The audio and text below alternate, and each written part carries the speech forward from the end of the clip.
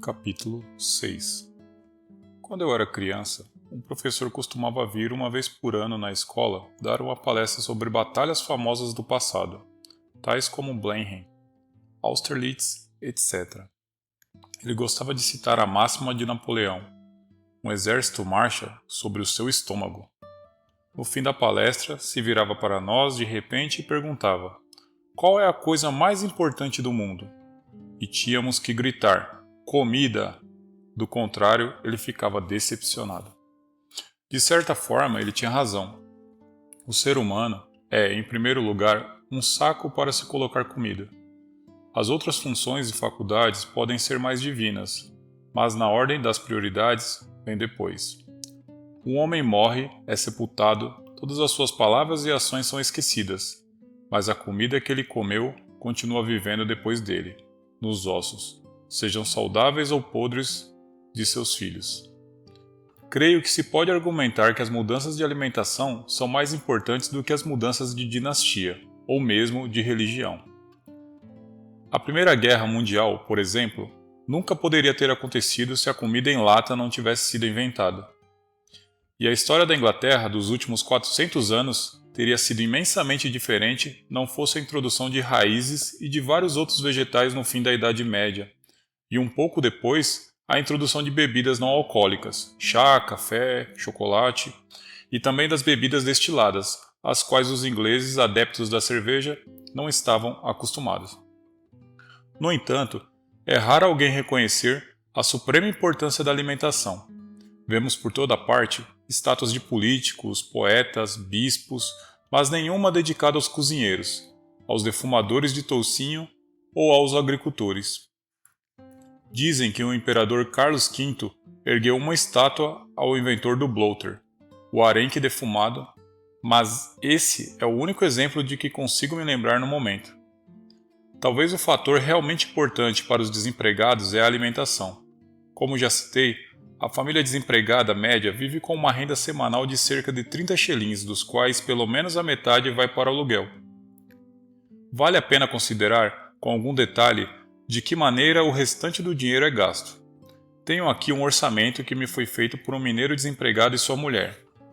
Eu lhes pedi que fizessem uma lista de que representasse o mais exatamente possível seus gastos em uma semana. A renda semanal desse homem era de 32 shillings, e além da mulher, ele tinha 2 filhos, um de 2 anos e 5 meses e outro de 10 meses. Eis a lista. Aluguel, 9 shillings e meio pence. Cooperativa de roupas, 3 shillings. Carvão, 2 shillings. Gás, 1 shillings e 3 pence. Leite, 10 e meio pence. Imposto, 3 pence. Seguro para as crianças, 2 pence. Carne, 2 shillings e 6 pences. Farinha, de 13 quilos, 3 shillings e 4 pences. Fermento para o pão, 4 pences. Batatas, 1 shilling. Gordura, 10 pence. Margarina, 10 pence. Toucinho, 1 shilling e 2 pence. Açúcar, 1 shilling e 9 pence. Chá, 1 shilling. Geleia, 7,5 pence. Ervilhas e repolho, 6 pence. Cenouras e cebola, 4 pence.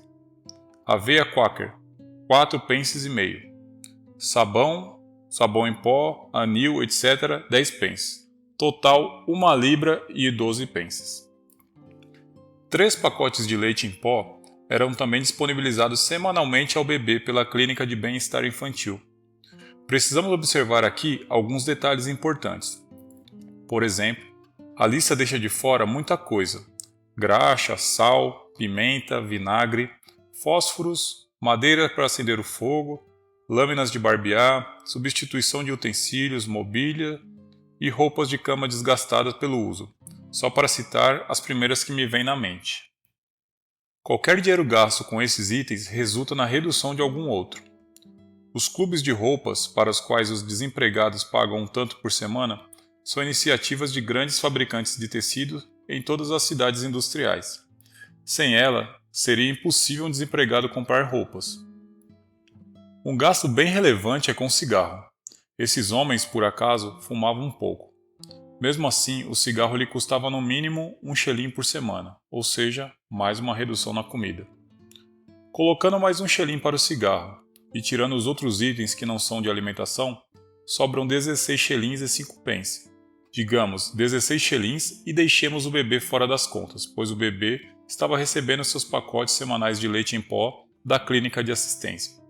Esses 16 shillings têm que dar para alimentação integral, inclusive o combustível para cozinhar para 3 pessoas, sendo 2 adultos. A primeira pergunta é saber se é possível, mesmo em teoria, alimentar 3 pessoas decentemente com 16 shillings semanais. Quando ocorreu o debate sobre a ajuda assistencial, houve uma revoltante discussão pública acerca da quantia semanal mínima com que um ser humano pode se manter vivo. Uma escola de nutricionista chegou ao resultado de 5 shillings e 9 pences, enquanto outra, mais generosa, chegou a 5 shillings e 9 pences e meio. Depois disso, jornais receberam cartas de diversas pessoas que afirmavam estar se alimentando com 4 shillings por semana. Eis aqui um orçamento semanal.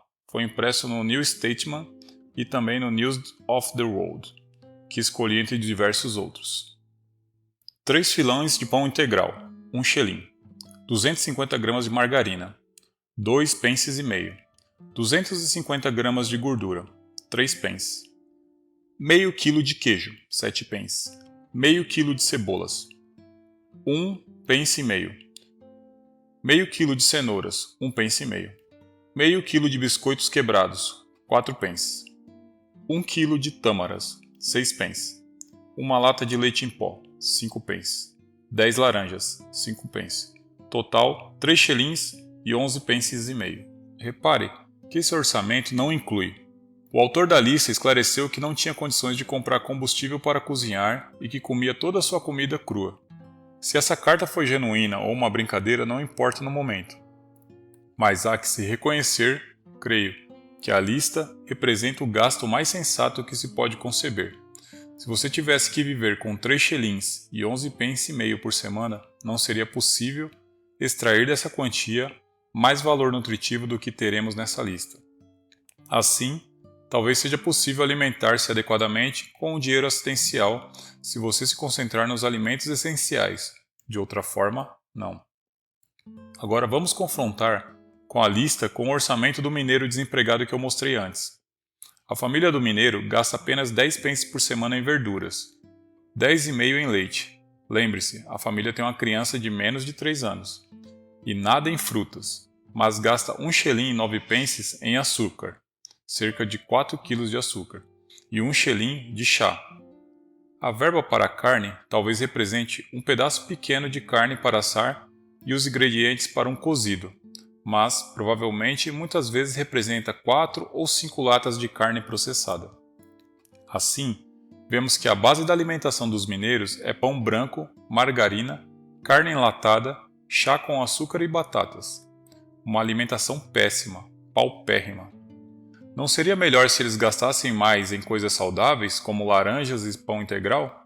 Poderiam também seguir o exemplo do autor da carta para o jornal e economizassem em combustível comendo cenouras cruas? Sim, seria. Mas a questão é que nenhum ser humano comum jamais faria uma coisa dessas.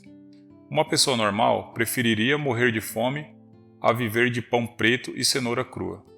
O problema típico dessa situação é que quanto menos dinheiro você tem, menos quer gastar em comida saudável. Um milionário pode saborear seu café da manhã com suco de laranja e biscoitos integrais. O desempregado não. Aqui vemos em ação a tendência que mencionei no fim do último capítulo. Quem está desempregado, ou seja, está subnutrido, escorraçado, entediado e muito infeliz, não quer comer uma comida saudável e sem graça. Quer alguma coisa um pouquinho saborosa. Há sempre alguma tentação agradável e barata. Vamos comer 3 pences de batata frita. Corra lá fora e compre para nós um sorvete de 2 pences. Ponha na chaleira, no fogo, e vamos tomar uma bela xícara de chá. É assim que a cabeça da gente funciona quando se está no nível assistencial. Pão branco com margarina e chá com açúcar não alimentam nada, mas são mais gostosos, ou pelo menos é o que acha a maioria, do que pão preto lambuzado com gordura de carne, acompanhado de água fria. Uma xícara de chá, ou mesmo uma aspirina, estimula mais temporariamente do que um pedaço de pão preto. O desemprego é uma infelicidade sem fim que precisa ser amenizada a todo tempo, e especialmente com chá, o ópio do povo inglês. Essa situação tem como consequência uma decadência física que se pode constatar com os próprios olhos ou consultando as estatísticas vitais. A forma física média nas cidades industriais é terrivelmente baixa, mais baixa ainda do que em Londres. Em Sheffield, a gente tem a sensação de andar em meio a uma população de trogloditas. Os mineiros são homens vistosos, mas em geral são baixos. E o fato de seus músculos se enrijecerem com o trabalho constante não significa que seus filhos comecem a vida em melhores condições físicas. Mas os mineiros são, fisicamente, a nata da população. O sinal mais óbvio de subnutrição é o mau estado geral dos dentes. Em Lancashire, seria preciso procurar muito tempo até encontrar alguém da classe operária com bons dentes naturais. Na verdade, vemos muito pouca gente com dentes naturais, além das crianças. E mesmo os dentes das crianças têm uma aparência frágil e azulada, que significa deficiência de cálcio. Dentistas informam que nas regiões industriais, pessoas com mais de 30 anos que ainda conservam seus dentes estão se tornando uma raridade. Em Wigan, várias pessoas me disseram que o melhor é se livrar dos dentes o mais cedo possível. Os dentes é só sofrimento, me disse uma mulher. Em uma casa onde fiquei, havia além de mim 5 pessoas, sendo o mais velho de 43 anos e o mais jovem um rapaz de 15. De todos, o rapaz era o único que ainda tinha os dentes próprios e, obviamente, não ia durar muito. Quanto às estatísticas de mortandade, a situação dispensa comentários. Sabe-se que em qualquer grande cidade industrial, os índices de mortandade, tanto geral como infantil, nos bairros mais pobres são sempre mais ou menos o dobro do que se constata em bairros ricos, em alguns casos, muito mais que o dobro. Não podemos concluir que as más condições físicas se devem apenas ao desemprego, pois é provável que estejam decaindo em toda a Inglaterra há muito tempo, e não só entre os desempregados das áreas industriais. É difícil provar isso pelas estatísticas, mas é uma conclusão óbvia se você usar seus olhos até nas zonas rurais, e mesmo em uma cidade próspera como Londres.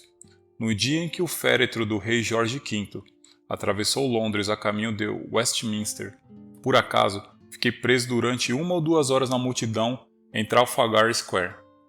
A decadência da moderna Inglaterra é estarrecedora. A maioria das pessoas ao meu redor não era da classe operária. Eram do tipo lojistas ou caixeiro viajantes, com uma ou outra mais próspera. Mas que quadro elas compõem, que pernas e braços magrinhos, que rostos doentios sob a chuva e o céu de Londres. Raro era o homem de boa estrutura, ou a mulher de aparência razoável, e em parte alguma, um rosto rosado. Quando passou o caixão do rei, os homens tiraram o chapéu, e um amigo que estava na multidão do outro lado do stand me disse depois: o único toque de cor eram as carecas. Até mesmo os guardas, havia um esquadrão da Guarda Nacional marchando ao lado do caixão, não eram como antes.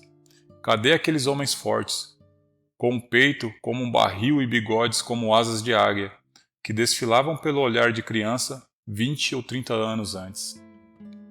Creio que foram soterrados na lama dos Flanders. No lugar deles estão esses garotos de rosto pálido, escolhidos pela altura, parecendo uns varapaus vestidos de casaco. Pois a verdade é que na Inglaterra moderna, um homem com mais de 1,80 m, em geral, é pele e osso e nada mais. A Primeira Guerra Mundial contribuiu muito para essa decadência física, pois escolheu cuidadosamente 1 milhão de homens entre os melhores da Inglaterra e os massacrou, em geral, antes que tivessem tempo de se reproduzir. Mas o processo deve ter começado antes, e de certo se deve, em uma última análise, ao modo de vida insalubre, isto é, ao industrialismo. Não me refiro ao hábito de morar em cidades. Provavelmente, a cidade é mais saudável que o campo em vários aspectos. E sim, a técnica industrial moderna, que oferece substitutos baratos para tudo.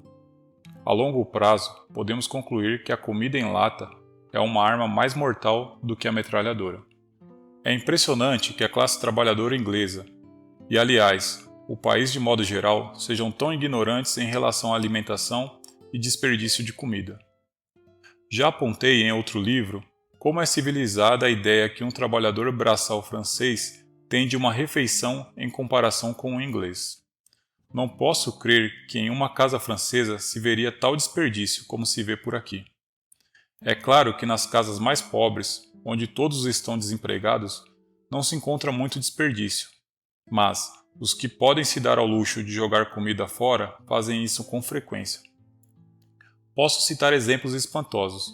Até mesmo o hábito que se tem no norte de fazer pão em casa é um desperdício, pois uma mulher sobrecarregada de trabalho pode assar pão uma ou no máximo 2 vezes por semana. E como é impossível prever o consumo, acaba jogando as sobras fora. Assam normalmente, de uma só vez, 6 pães grandes e 12 pequenos. Tudo isso faz parte da velha e generosa atitude inglesa perante a vida. E é uma qualidade agradável, mas desastrosa no presente momento. Operários ingleses não comem pão integral. Em geral, é impossível comprar pão integral em um bairro de classe baixa. Às vezes, se explicam dizendo que o pão preto é sujo. Desconfio que o motivo real é que no passado o pão integral era associado ao catolicismo, ao papismo e aos tamancos de madeira. O paladar do inglês, em especial o paladar da classe operária, agora rejeita a boa alimentação quase automaticamente. O número de pessoas que preferem ervilha em lata e peixe em lata a ervilhas de verdade e peixe de verdade deve estar aumentando a cada ano. E muita gente que poderia comprar leite de verdade para pôr no chá prefere leite em lata. Até mesmo aquele leite enlatado é horroroso, feito só de açúcar e farinha e milho, com a lata dizendo adequado para bebês em letras enormes. Em alguns bairros, há esforço para ensinar aos desempregados um pouco mais sobre o valor nutritivo dos alimentos e sobre o uso inteligente do dinheiro. Quando você ouve algo assim, se sente muito dividido, em conflito. Já vi um bom orador comunista discursando no palanque ficar muito zangado por causa disso. Em Londres, disse ele, agora há grupos de madame que têm a ousadia de entrar em casas do East End e dar lições sobre compras de alimentos às mulheres dos desempregados. Mencionou isso como exemplo da mentalidade da classe governante inglesa. Primeiro você condena uma família a viver com 30 shillings por semana e depois se atreve a dizer como devem gastar seu dinheiro. Ele tinha toda a razão, concordo plenamente. Contudo, é mesmo uma pena que somente por falta de uma informação melhor as pessoas despejem na garganta uma porcaria como leite enlatado, sem nem saber que é um produto inferior ao leite de vaca. Os desempregados dificilmente se beneficiariam se aprendessem a gastar o dinheiro de uma forma mais econômica. Pois é, justamente o fato de eles não serem econômicos que mantém seus benefícios tão altos. Um inglês que depende do benefício recebe 15 shillings por semana porque esta é a quantia mínima concebível que lhe permite se manter vivo. Se ele fosse, digamos, um pobre trabalhador indiano ou japonês, capaz de viver só com arroz e cebola, não receberia 15 shillings por semana. Teria a sorte de receber 15 shillings por mês. Nosso auxílio de assistência social, embora miserável, foi pensado para se adequar a uma população de padrões muito altos e pouca noção de economia. Se os desempregados aprendessem a se administrar melhor, estariam melhor de vida, e imagino que não demoraria muito para o auxílio ser reduzido. O combustível barato ameniza muito o desemprego no norte da Inglaterra. Em qualquer área carbonífera, o preço do carvão por atacado é de apenas 1 shilling e 6 pences por 50 quilos. No sul do país, é de cerca de 5 shillings. Além disso, os mineiros que estão trabalhando, em geral, podem comprar o carvão diretamente na mina, por 8 ou 9 shillings a tonelada. E os que têm porão em casa, às vezes guardam 1 tonelada de cada vez e vendem, ilegalmente, suponho, para os que estão desempregados. Mas além disso, existe um imenso e sistemático roubo de carvão pelos desempregados. Chamo de roubo porque tecnicamente é o que é, embora não faça mal a ninguém. No resíduo e no pó de carvão que sobram nas galerias, a chamada sujeira, que é enviada à superfície, sempre há carvão quebrados. E os desempregados passam um tempo enorme catando esses pedaços num monte de escória. O dia inteiro nas encostas dessas entranhas colinas cinzentas se vê gente andando para lá e para cá, levando sacos e cestas em meio à fumaça sulfurosa. Muitos desses montes ficam fumegando sob a superfície, extraindo as minúsculas pepitas de carvão enterradas aqui e ali. Vemos homens vindo de lá empurrando estranhas e maravilhosas bicicletas de fabricação caseira, feita de peças enferrujadas catadas nos montes de lixo, sem selim, sem corrente, quase sempre sem pneu, levando de atravessado um saco contendo talvez uns 25 quilos de carvão, fruto de meio dia de busca. Em épocas de greve, quando há falta geral de combustível, os mineiros aparecem com pás e picaretas e vão cavar nos montes de escória, causa dos buracos e montículos que se vêem nessas encostas. Durante as greves longas, em lugares onde há afloramento de carvão na superfície, eles vão escavando ao longo do veio, afundando a mina dezenas de metros para dentro da terra. Os desempregados disputam tantos resíduos de carvão em Wigan que surgiu a Corrida do Carvão, um fenômeno que vale a pena assistir. Aliás, não sei por que ela nunca foi filmada. Um mineiro desempregado me levou para vê-la certa tarde. Chegamos ao local, uma verdadeira cordilheira de antigos montes de escória com uma linha férrea passando pelo vale que elas formam.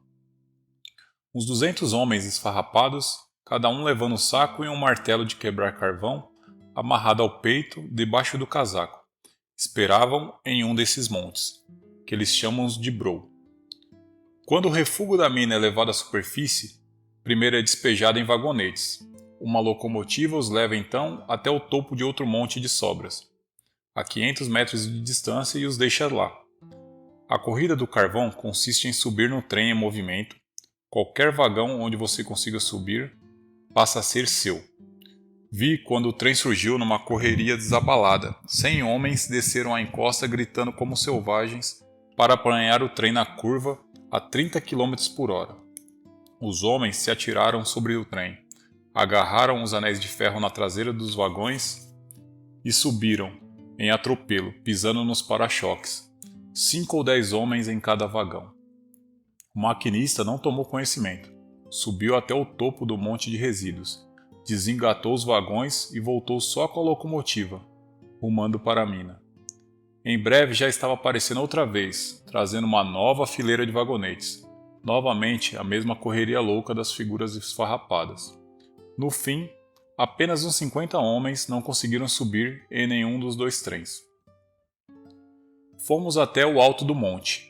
Os homens tiravam com as pás os resíduos dos vagões, enquanto lá embaixo, suas esposas e filhos, ajoelhados, remexiam o pó de carvão molhado com rápidos movimentos das mãos, apanhando pedaços de carvão do tamanho de um ovo, ou ainda menores. Você vê uma mulher agarrar um fragmento minúsculo de carvão, limpá-lo no avental, examiná-lo bem para garantir que era mesmo carvão e enfiá-lo com ganância em seu saco. Quando se sobe no vagão, não se sabe com antecedência o que há lá dentro. Pode ser apenas sobra do chão das galerias ou xisto do teto da mina. Se for um vagão de xisto, não haverá carvão nenhum. Mas ocorre no meio do xisto o carvão de esporos, que se parece com xisto comum, porém é um pouco mais escuro e reconhecível por se dividir em camadas paralelas como a ardósia. Essa variante é um combustível tolerável, não bastante para ter valor comercial, mas o suficiente para ser buscado ansiosamente pelos desempregados. Os mineiros nos vagões de xistos apanhavam a pedra desse carvão de esporos e a partiam com seus martelos. Lá embaixo, ao pé do brow, os que não tinham conseguido subir em um dos dois trens catavam as minúsculas lascas de carvão que caíam rolando lá de cima, fragmentos não maiores que uma avelã, mas as pessoas ficavam felizes em apanhá-los. Ficamos ali até o trem se esvaziar. No espaço de umas 2 horas, todos já haviam remexido e explorado os resíduos até o último grão. Jogaram o saco nas costas ou em suas bicicletas e partiram para a longa caminhada de 3 km de volta para Wigan. A maioria das famílias tinha catado uns 25 quilos. Em conjunto, deve ter juntado umas 5 ou 10 toneladas de combustível. Esse negócio de furtar os trens que trazem o refúgio ocorre todos os dias em Wigan, pelo menos no inverno, em mais de uma mina. É óbvio que é extremamente perigoso. Na tarde que passei ali, ninguém se feriu, mas algumas semanas antes, um homem teve as 2 pernas cortadas, e uma semana depois, o outro perdeu vários dedos da mão. Tecnicamente é furto, mas, como todo mundo sabe, se o carvão não fosse furtado, seria simplesmente desperdiçado. De vez em quando, só por formalidade, as mineradoras processam alguém por cartar carvão. E no jornal local daquele dia havia um parágrafo dizendo que 2 homens tinham sido multados em 10 shillings. Mas ninguém toma conhecimento desses processos. Aliás, um dos homens citados no jornal estava ali naquela tarde, e os catadores fazem uma coleta para pagar as multas. É uma coisa normal que faz parte da vida. Todo mundo sabe que os desempregados precisam arranjar carvão de alguma forma. Assim, toda tarde, centenas de homens arriscam a vida e centenas de mulheres remexem na lama negra durante horas.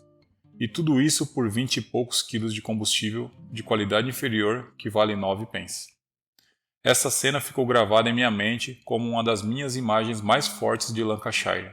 Mulheres atarracadas, embrulhadas em chales, com aventais feitos de saco e pesados tamancos negros, ajoelhadas nos resíduos pretos e lamacentos, em um frio cortante, procurando ansiosamente minúsculas lascas de carvão. E sentem-se bem felizes de poder fazer isso. No inverno, ficam desesperadas para conseguir carvão. Chega a ser quase mais importante do que a comida. E enquanto isso, ao redor, até onde a vista alcança, vêem-se montes de resíduos e os guindastes, e nenhuma dessas mineradoras consegue vender todo o carvão que é capaz de produzir. Isso deveria interessar muito ao Major Douglas. Fim do 6º capítulo.